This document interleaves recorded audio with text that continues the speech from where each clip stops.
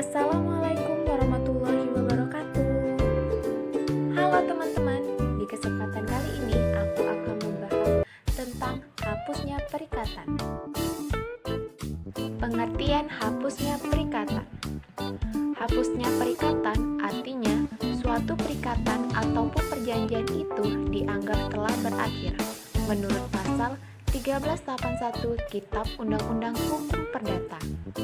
Lantas timbul pertanyaan, apa saja sih cara agar terhapusnya perikatan?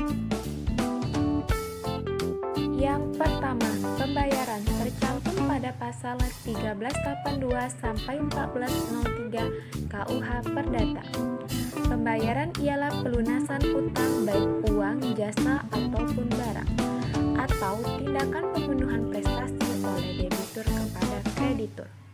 Contohnya, perjanjian jual beli sepeda.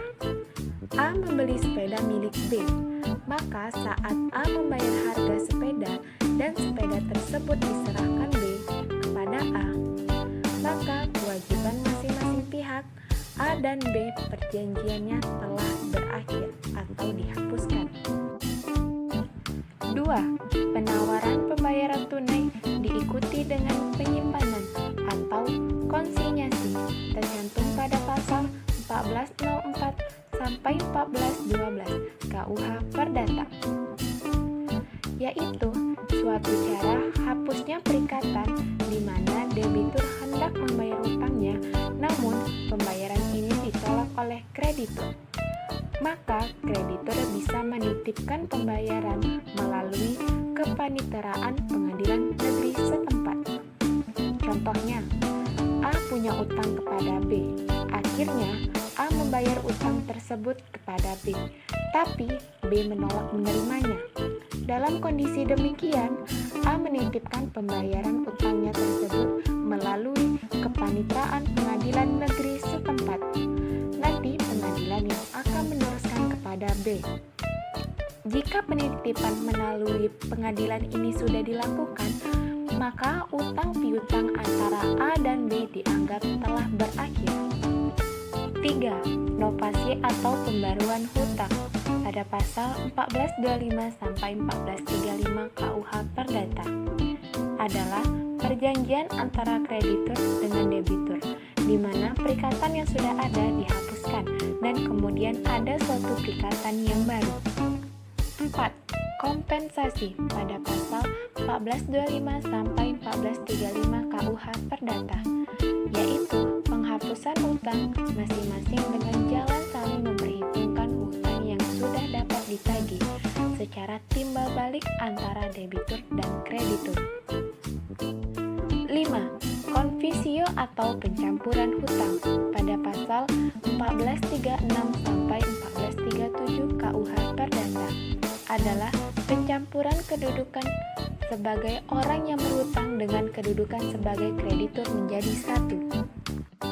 6. Pembebasan hutang pada pasal 1438 sampai 1443 KUH Perdata, yaitu pernyataan sepihak dari kreditur kepada debitur bahwa debitur dibebaskan dari hutang-hutangnya. Contoh, A mempunyai hutang kepada B, tapi B membebaskan A dari hutang tersebut. 7. Musnahnya barang terhutang pada pasal 1444 sampai 1445 KUH Perdata, yaitu perikatan hapus dengan musnahnya atau hilangnya barang tertentu yang menjadi prestasi yang diwajibkan kepada debitur untuk menyerahkannya kepada kreditur. Musnahnya barang piutang ini digantungkan pada dua syarat. Yang pertama, musnahnya barang tersebut bukan karena kelalaian debitur. 2. Debitur belum lalai menyerahkan kepada kreditur. 8. Kebatalan dan pembatalan perjanjian pada pasal 1446 sampai 1456 KUH Perdata.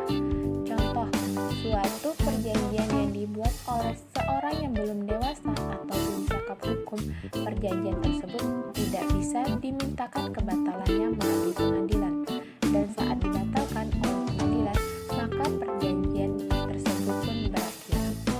9. Berlakunya syarat batal pasal 1265 KUH Perdata.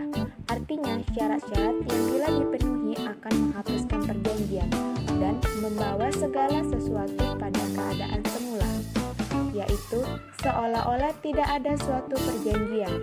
Contohnya, perjanjian yang dibuat bertentangan dengan undang-undang, kesusilaan, atau ketertiban umum pada pasal 1337 KUH Perdata, yang artinya batal demi hukum.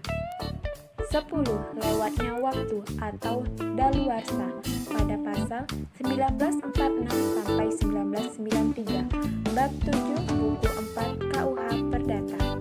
Menurut pasal 1946 KUH Perdata, daluarsa adalah suatu alat untuk memperoleh sesuatu atau untuk dibebaskan dari suatu perikatan dengan lewatnya suatu waktu tertentu dan atas syarat-syarat yang ditentukan oleh undang-undang. Baiklah teman-teman, itulah penjelasan singkat dari saya mengenai hapusnya perikatan. Semoga video ini bermanfaat. Terima kasih telah